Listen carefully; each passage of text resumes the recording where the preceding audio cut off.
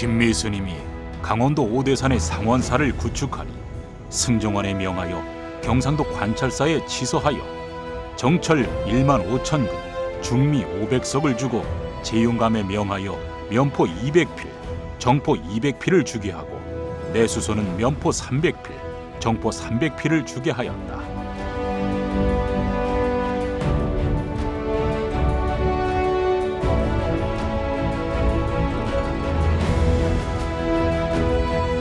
오대산 사고본 조선왕조실록과 조선왕조의궤 온라인 전시에 오신 여러분 환영합니다. 조선시대 정치, 경제, 사회, 종교, 문화 모든 분야의 왕실 역사를 기록한 역사서인 조선왕조실록과 국가의 중요한 의식과 행사를 기록한 조선왕조의궤는 세계적으로 유래가 드문 우리의 귀중한 문화유산입니다.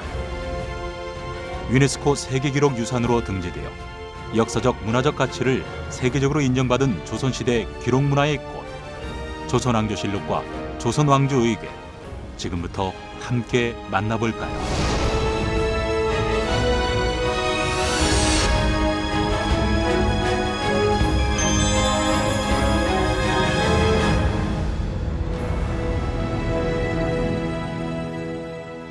이곳은 강원도 평창군 진부면 오대산에 자리한 오대산 사고입니다.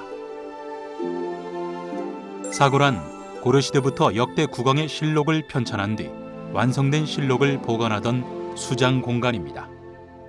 왕조의 실록은 나라의 소중한 보물인 만큼 후대까지 안전하게 보존하기 위해 전국에 사고를 설치하고 분산시켜 보관했는데요.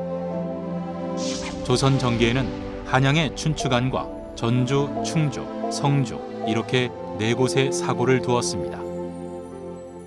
그런데 1592년 발발한 임진왜란으로 모든 사고가 불타버렸고 조선왕조실록에 보관되었던 전주 사고본만이 유생들에 의해 정읍 내장산 은봉암으로 옮겨져 병화를 피할 수 있었습니다. 임진왜란이 끝나고 조선왕조는 서둘러 실록을 복원합니다. 각고의 노력 끝에 총 5번의 실록이 다시 갖추어지자 한양 춘추관, 만이산, 묘양산, 태백산의 정본 실록을 보관했습니다. 그리고 태조부터 명종까지의 교정 3본을 이곳 오대산 사고에 보관했습니다. 오대산 사고지는 옛부터 물과 불과 바람의 3가지 재앙이 침입하지 못한다는 길지였습니다. 1606년 건립 당시에는 실록각을 비롯해 왕실의 족보를 보관하던 선원각, 별관, 사고의 수호 사찰인 영감사가 있었는데 6.25 전쟁 때 불타 없어졌다가 1989년에 현재의 모습으로 다시 건립되었습니다.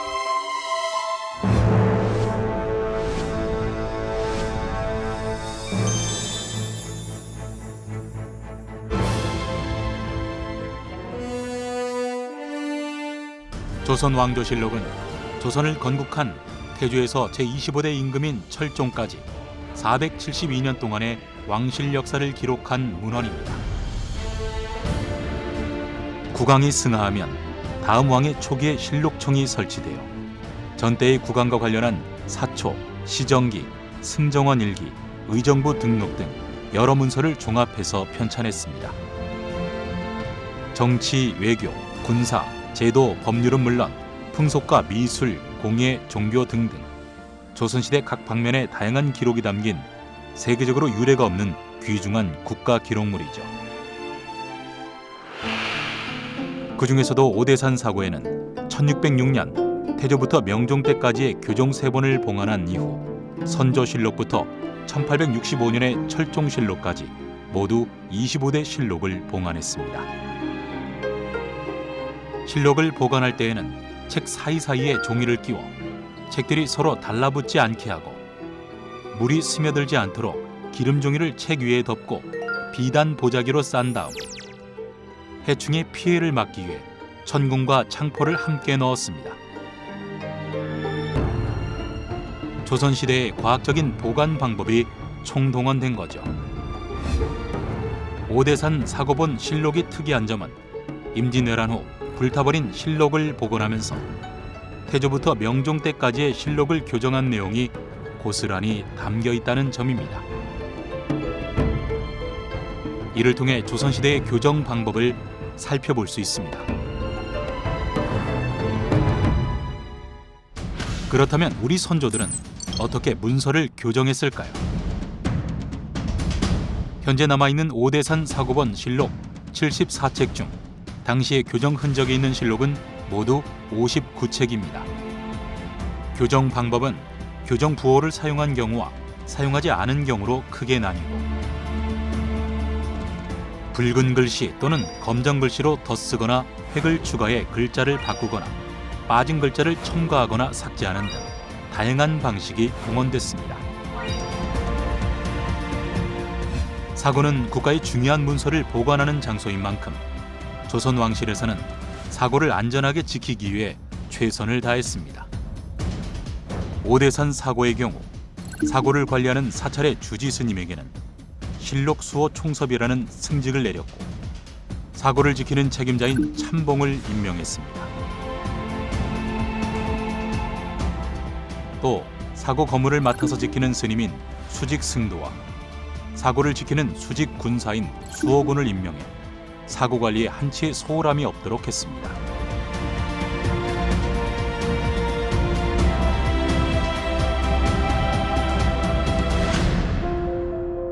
이처럼 국가의 보호 속에 엄격하게 관리되던 오대산본 조선왕조실록은 1914년 일제강점기 일본으로 유출되는 시련을 겪습니다.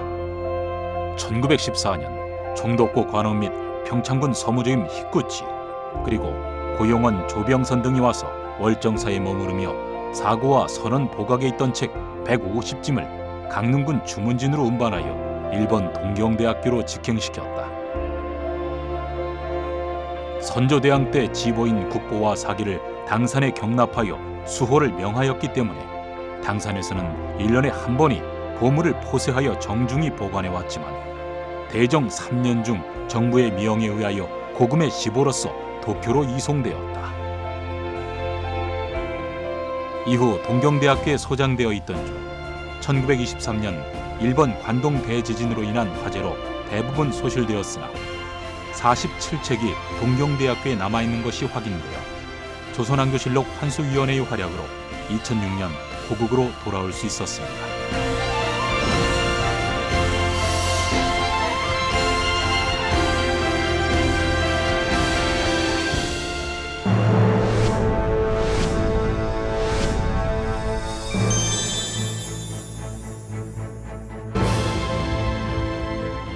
조선왕조실록이 조선왕조 472년의 역사를 기록한 역사서라면, 의계는 조선시대 국가의 중요한 의식과 행사를 개최한 후 그 모든 과정을 기록한 종합 보고서입니다.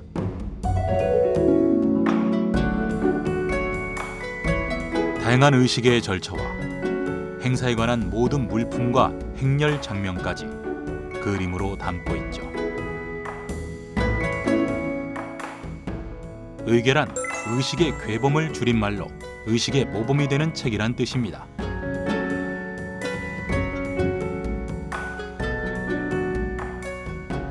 문자만으로는 알 수 없는 의식과 행사의 여러 상황을 입체적으로 파악해 국가와 왕실의 기본 의례를 예법에 맞게 행하기 위해 편찬됐는데요. 조선의 건국 초기부터 만들어졌지만 현재 남아있는 의궤는 임진왜란 이후의 기록들입니다. 의궤 속의 그림은 도설과 반차도로 나뉘는데요. 도설은 행사에 쓰인 각종 의식구와 제기, 악기 등의 기물, 행사 시 착용한 복식 등을 간략하게 그린 그림입니다. 반차도는 행사에 참여한 사람들과 의작물의 수, 위치 등을 정해놓은 그림으로 이동하는 모습을 담은 행렬도 형식으로 그리기도 하고 일정 공간 내의 위치를 글자로만 표기하기도 했는데요. 당시의 행렬 장면을 생생하게 표현한 반차도는 뛰어난 묘사와 독특한 화풍으로 조선시대를 대표하는 예술작품으로 평가받고 있습니다. 그럼 의궤가 제작되는 과정을 좀 더 자세히 살펴볼까요? 조선왕실에선 각종 행사를 치를 때마다 임시기구인 도감을 설치하고 행사가 진행되는 동안 모든 과정을 글과 그림으로 꼼꼼하게 기록합니다. 그리고 모든 행사가 끝나면 의궤청을 설치해서 행사의 시작부터 마지막까지를 정리해 의궤를 편찬했습니다. 조선시대에 거행된 국가의식과 행사의 종류만큼이나 많은 의궤가 제작된 셈이지요. 의궤의 종류는 임금이 보기 위한 어람용과 여러 곳에 나누어 보관하기 위한 분상용으로 크게 나뉘는데, 보통 5에서 9부를 제작해서 어람용은 규장각이나 외규장각에, 분상용은 실록을 보관하던 춘추관과 사고, 관련 업무를 담당하는 관서에서 보관했습니다. 의궤는 행사의 종류에 따라서도 나눌 수 있습니다. 왕실의 혼례 행사를 기록한 가래도감 의궤와 왕세자, 비빈 등의 책봉 행사 기록인 책례도감 의궤, 국왕과 왕비의 장례를 기록한 국장도감 의궤, 왕세자나 왕자 등의 장례 기록인 예장도감 의궤, 궁궐이나 전각을 새로 짓거나 수리하는 기록인 영건도감 의궤, 국왕의 초상화와 관련한 어진도사 도감 의궤 또는 영정모사 도감 의궤 등으로 분류됩니다. 그럼 지금부터 오대산 사고본 조선왕조 의궤 속으로 좀 더 가까이 들어가 볼까요? 먼저 순종 왕세자 책례도감 의궤를 만나보겠습니다. 책봉은 왕세자, 왕세손, 왕비, 세자빈을 임명하는 의식입니다. 조선시대 국왕의 즉위는 대부분 선왕의 장례가 진행되는 도중에 행해졌기에 국왕의 즉위식이나 책봉의식은 존재하지 않았습니다. 왕세자 책봉식은 장차 왕위를 계승할 후계자를 결정하는 행사로 궁궐의 정전에서 성대하게 치러졌는데요. 순종의 책봉식은 순종이 탄생한 지 첫돌이 되는 고종 12년에 거행됐습니다. 아직 순종의 나이가 어려 의식을 직접 치를 수 없었기 때문에 고종이 창덕궁 인정전에서 정사와 부사에게 죽책과 옥인을 주어 동궁에 거주하는 순종에게 전달하는 방식으로 진행됐습니다. 왕세자 책봉 반차도는 인정전에서 동궁까지 의식에 필요한 여러 기물과 어보들을 옮겨가는 모습을 표현했고, 각각의 가마에는 반차도의 순서대로 옥인, 죽책, 교명이 실렸습니다. 마지막으로 향정이라 하여 의식에 필요한 제기들을 옮기기 위한 가마의 모습이 나오며 행렬이 끝납니다.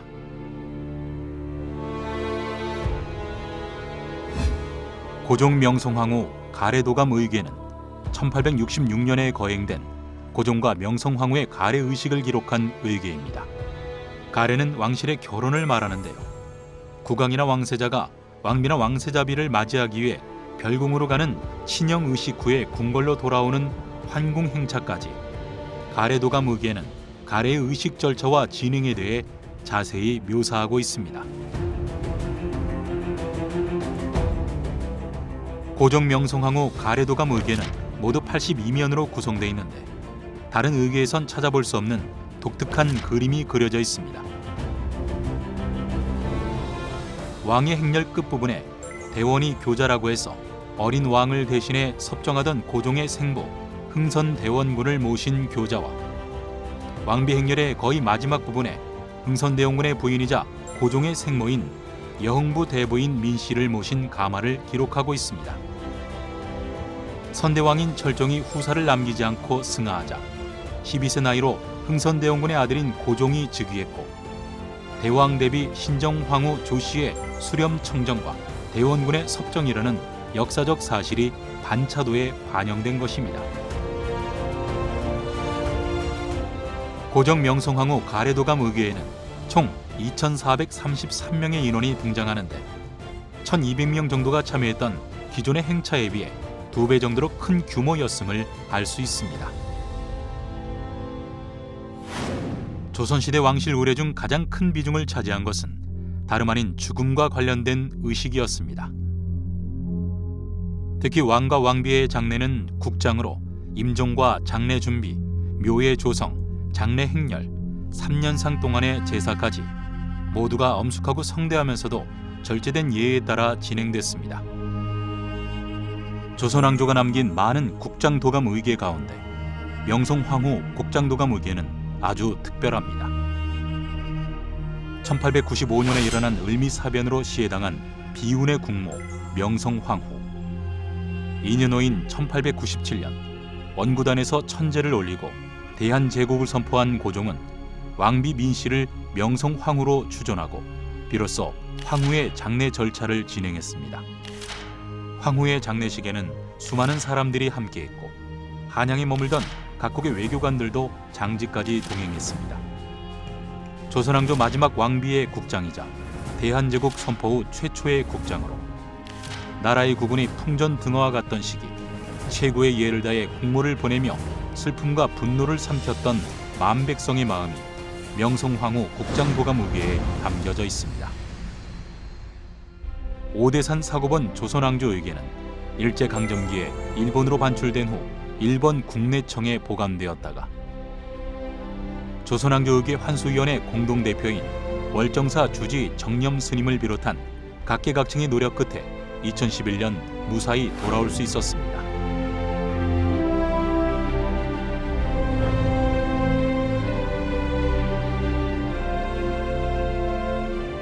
조선왕조의 철저한 기록 정신과 조선시대 최고의 예술적 가치를 지닌 조선왕조실록과 조선왕조 의궤, 그 가치는 과거에 머물러 있지 않습니다.